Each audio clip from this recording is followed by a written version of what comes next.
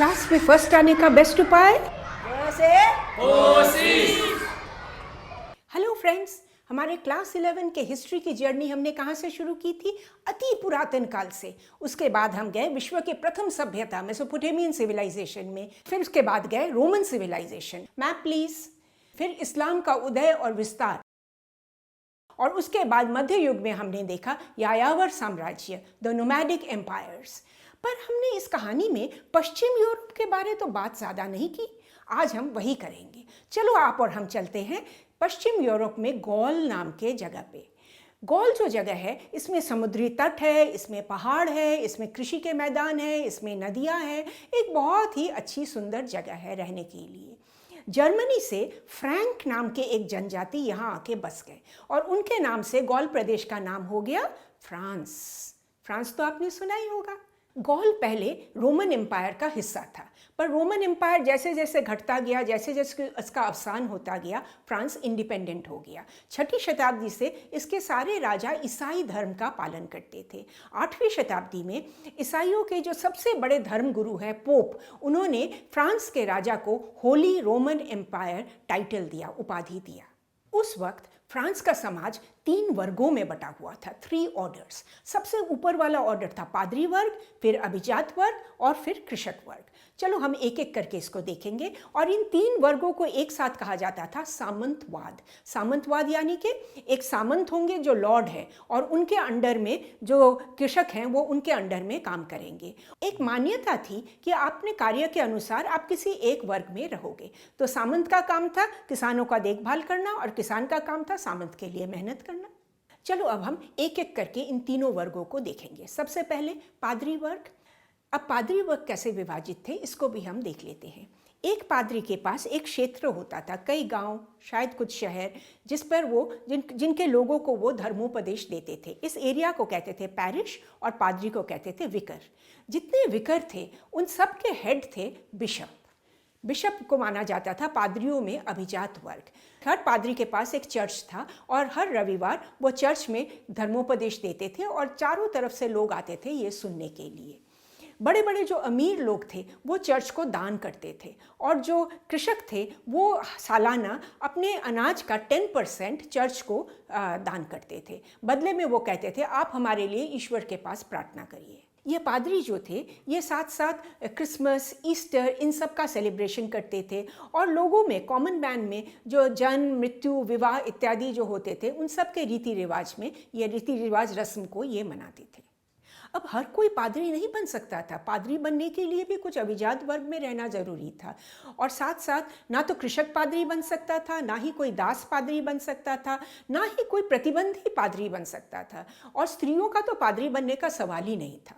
पादरियों के जो अभिजात वर्ग था, पादरियों में जो लीडर थे बिशप, उनके पास बड़े बड़े महल होते थे, और दान में उनको राजा से, बड़े बड़े ज़मींदारों से उन्हें खूब दान मिलता था। ज़मीन, बहुत सारी ज़मीन मिलते थे जिस पर वो कृषि का काम करवाते थे, पंचक्कियाँ होती थी, बहुत सारे और काम होते थे।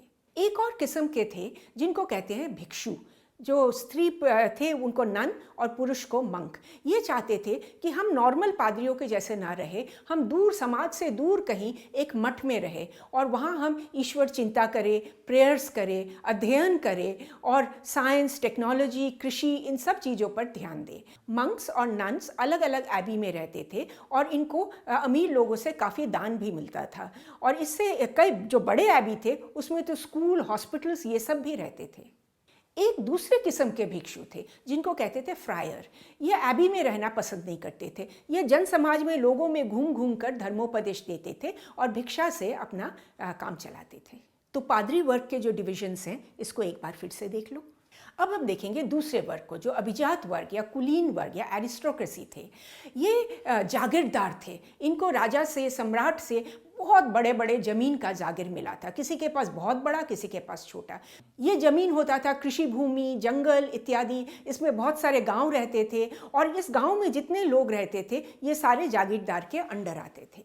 जागीरदार को कहते थे मॉन्सेन्योर या लॉर्ड, और इनके अंडर जो लोग आते थे उनको कहते थे वसाल या दास।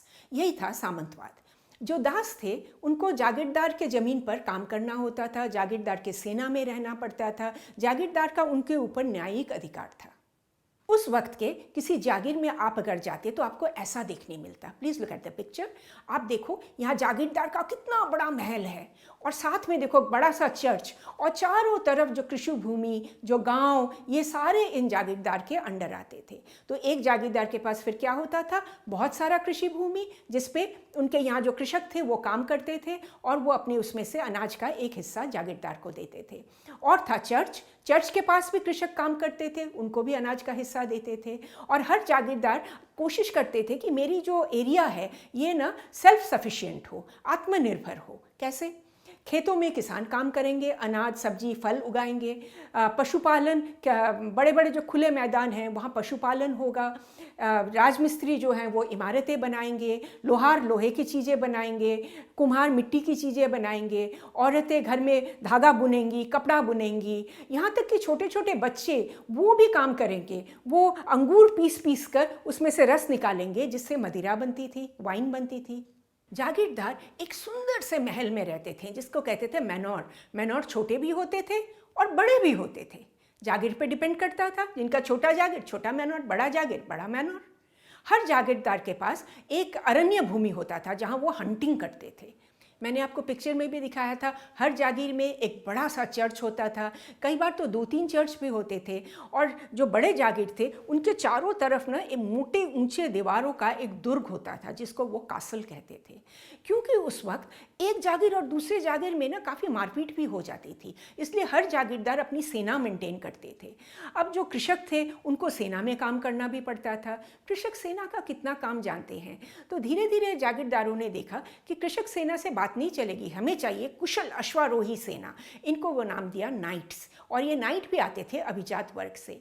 तो जागीरदार अपने हिस्से से कुछ ज़मीन नाइट को दे देते थे। इस ज़मीन में कृषि भूमि थी, गांव थे जहाँ कृषक रहते थे, पंचक्की होती थी, बाजार होते थे। तो नाइट इन सब पर जो नाइट इससे जितना रोज़गार करते थे उसका एक पोर्शन वो जागीरदार को कर के हिसाब से देते थे, टैक्स के हिसाब से देते थे।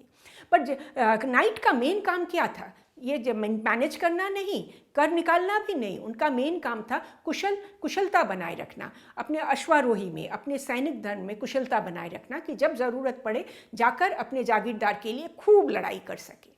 तो इन नाइट्स का ना बड़ा बोलबाला हो गया। इनकी वीरता, शूरता के बारे में लोग खूब चर्चा करते थे। कैसे करते थे? उन दिनों होते थे चारण कवि या मिन्स्ट्रेल, ये नाइट्स के बारे में ना काव्य लिखते थे जिसको वो गाकर सुनाते थे। तो कुछ चीज़ें तो हिस्टोरिकल होती थी और कुछ चीज़ें काल्पनिक भी होती थी, पर वो बड़ा चढ़ा के सुंदर तरीके से गाँव गाँव जाते थे, शहर शहर जाते थे, जाकर नाइट्स की वीर गाथा सुनाते थे। उस वक्त लोग ज़्यादा पढ़े लिखे भी नहीं थे, तो ये चारण कवि का भी काफ़ी जमाना था। और नाइट जब अपने महल में डिनर करते थे दोस्तों के साथ, गेस्ट के साथ, तो ऊपर एक गैलरी में इन चारण कवियों को बिठा दिया जाता था कि वहाँ से वो प्रशंसा गीत करते रहे। देखो पिक्चर में। तो 2 वर्ग तो हमने देख लिए, पादरी वर्ग और अभिजात वर्ग, जिसमें है जागीरदार और है नाइट्स, लॉर्ड्स एंड नाइट्स। अब हम आएंगे तीसरे वर्ग पे जो है कृषक। कृषक भी 2 तरह के हैं, एक तो है स्वतंत्र कृषक और एक है बंधुआ मजदूर, बंधक कृषक। तो जो स्वतंत्र कृषक थे उनके पास अपनी ज़मीन भी थी, पर कुछ सिस्टम ऐसा था कि अपनी ज़मीन पे कुछ काम करेंगे और बाकी काम वो लॉर्ड की ज़मीन पे करेंगे। और लॉर्ड की ज़मीन पे जो काम करेंगे, जो मालिक थे, जागीरदार थे जिनकी ज़मीन पे काम करेंगे, वहाँ से जो फसल होगा उसका उन्हें पूरा नहीं मिलेगा, थोड़ा सा ही हिस्सा मिलेगा, बाकी सारा लॉर्ड ले जाएंगे। तो ये तो था एक हिसाब। दूसरा था कि उनको साल में 40 दिन लॉर्ड की आर्मी में भी काम करना पड़ता था। और इसके अलावा उनको बड़े सारे काम बेगार करने पड़ते थे, जैसे गड्ढे खोदना, फेंस बनाना, बाड़ बनाना, इमारतों का रिपेयर करना, सड़कों का रिपेयर करना, ये सारे काम बेगार करने पड़ते थे। अब कृषक इतना काम जो करता था लॉर्ड के लिए, उसे पैसे तो नहीं मिलते, बेगार करता था। ऊपर से लॉर्ड उनसे कर भी वसूलते थे, जितना अनाज बनता था वो भी ले लेते थे। और साथ साथ राजा, जो देश के राजा थे, वो भी कृषक पर एक टैक्स डालते थे जिसको कहते थे टैली टैक्स।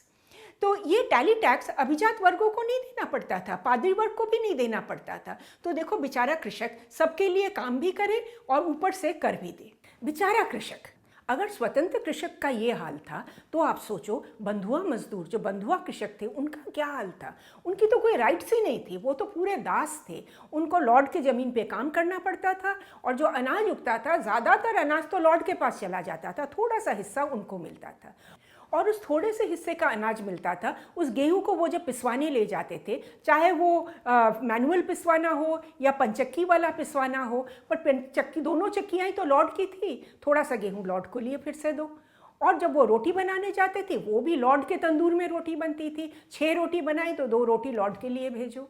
यहाँ तक कि वो किससे शादी करेंगे वो भी लॉर्ड बता देते थे। और अगर वो अपनी पसंद की शादी करना चाहते थे तो एक टैक्स दो।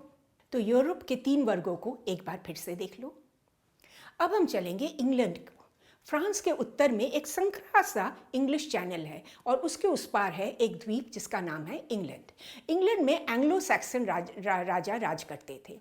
फ्रांस का एक एरिया है नॉर्मैंडी। नॉर्मैंडी के जो शासक थे ड्यूक विलियम, उन्होंने इंग्लैंड पर धावा बोल दिया। अपने बड़े बड़े जहाज भर के सेना ले गए और खूब युद्ध करके एंग्लो सैक्सन राजा को उन्होंने हरा दिया और वो वहाँ अपना राज उन्होंने जमाया। उनके लिए उनका नाम पड़ा विलियम द कॉन्करर, विलियम जो विजेता।